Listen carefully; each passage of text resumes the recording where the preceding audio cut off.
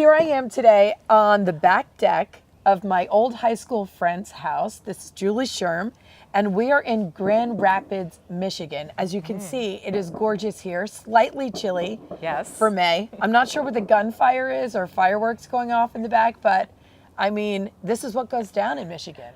I don't think anybody's going to come for us, but I don't know that for sure. So Julie, I am so happy to see you. It's been years and years, decades since I've seen you. So I know, but it feels like I just saw you. I know, right? It's one of those relationships where time can pass and it's still awesome.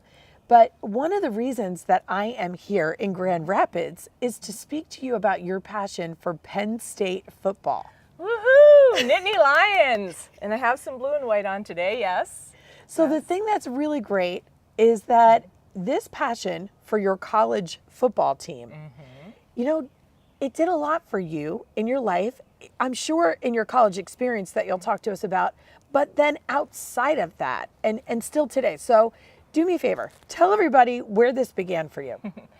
I was about this big, and my parents used to drive through State College when we were going to visit my dad's family in central Pennsylvania. So we always stopped for lunch on campus or near campus. So when I was little, brainwashed a little bit, and then just in high school, when you go through that whole where are you going to go to college, if you're going to go, where do you want to apply, I just knew I would go there. It was just something in my DNA. My dad went there for his master's, and he was a fanatic to follow the football team, and I just grew up with that, and that was something we had together, and I just enjoyed it. And then I got to go and become my own crazy football fan being there as a student. So what was your major? Marketing. Okay, cool. Yeah. And that, I mean, it's an awesome college. I know so many of my daughter's friends have gone there. Yeah. So, okay, you go there, you become a fan of Penn State football. What is it like when you're a student there and you engage in that? You just immediately get immersed in that culture of football fever. And I love it. We'd plan our weekends around it. It's just something that everyone connects and rallies around, and you have this common bond, and it's fun, win or lose, but I prefer the W. I want to win. Right. It's just something that we have in common, and I met so many people tailgating, going to games, even going beyond college now when I'm out and about. If I see someone wearing Penn State, especially in Michigan, there's not that many of us here, I run up to them and say, oh my gosh, I love your hat, your shirt, did you go to school? And we immediately talk, even if we're passing in an airport.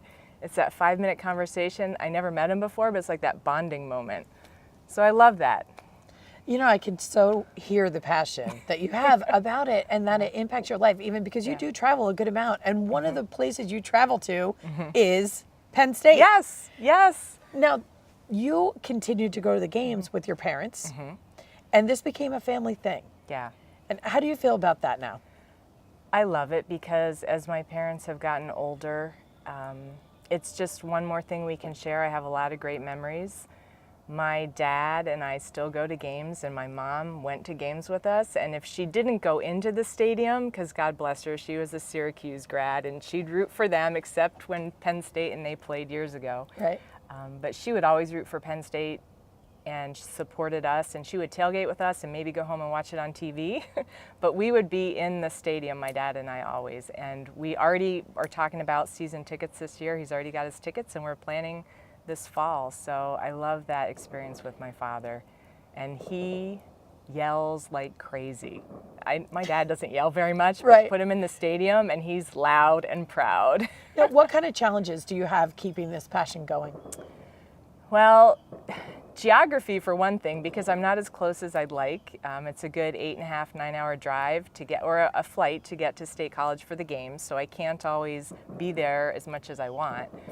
But now that my dad lives right there close to the stadium, he's 2 miles away from the stadium now, has a view from his little patio of the stadium, so hence the reason he's obsessed. He's obsessed. He took a passion and turned it into an obsession. He did. So I think he might be he's definitely a tick above me, I think, as far as his passion. But he loves all the sports. It grew. You have time. Yes, I know. I still have years to develop this further. God help the people around me. But I just love the fact that he and I always have something to talk about, and it's an easy conversation. and it's something that he enjoys, and I can hear it in his voice, and so that makes me happy. So I love it even more for that reason. What do you think you've learned about yourself through all of this journey with Penn State football? Well, Penn State's had its own challenges throughout the years recently with things that have happened at the university. Some controversy there for sure, not to be taken lightly. And it's just being committed to something that you feel strongly about. So even during the tough times, I'm still loud and proud. I still root for the team, the kids, the program, what they do.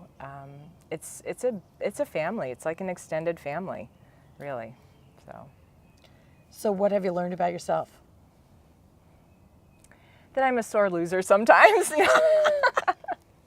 that it makes me feel really good about how I can contribute to the university and support them. That I love people, and it's just another extension, another way for me to connect with people. It gives me the opportunity to talk to people and meet people that I wouldn't have talked to had they not had something on or had we not talked about football.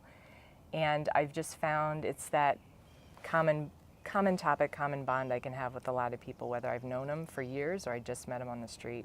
And I like that. So it's a way I can open up and just meet more people. You know, we're on a 50-state tour right now. I know you are. That's awesome, I have to say, by the way. I love the you. fact that you're doing that. And thank you for stopping here. Thank you so much, and thank you for having us. Yes. But, you know, day before yesterday, we were at the Kentucky Derby Museum, right? We were at Churchill Downs, where the Kentucky Derby had just taken place 2 days before. Yeah. And then yesterday, we were in Indianapolis, where the Indy 500 race is going to, at the Speedway. Wow.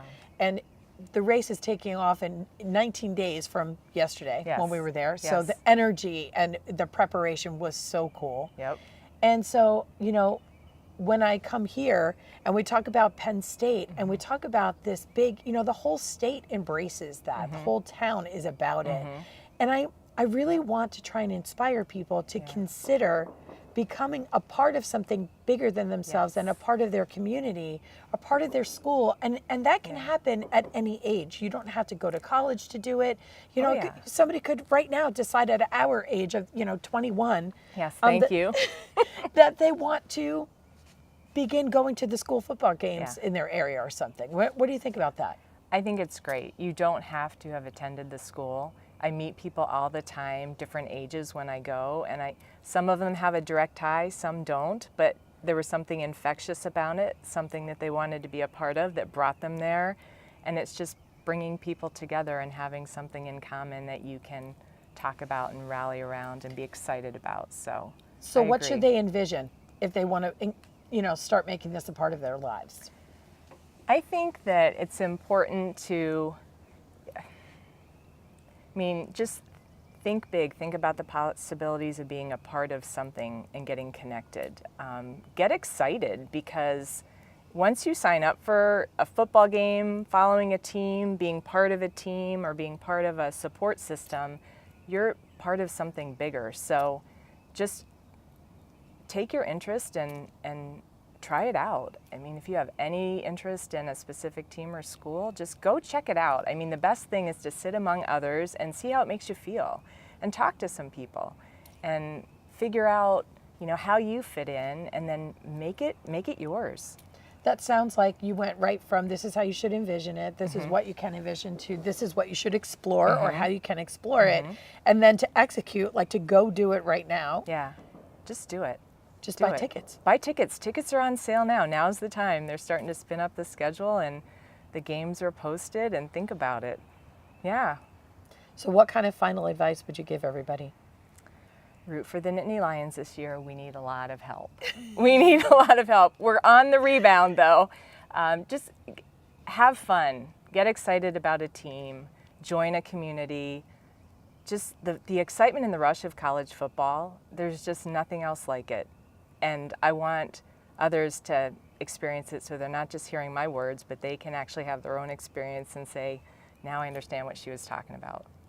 Thank you so much for talking with us today, because I'm pretty sure you've inspired people to get engaged in their community and get their lives pumped up, because you are pumped up on game day. Go team! Oh gosh, right. yeah. Right. I lose my voice at the end of a game, and if I don't, something's wrong.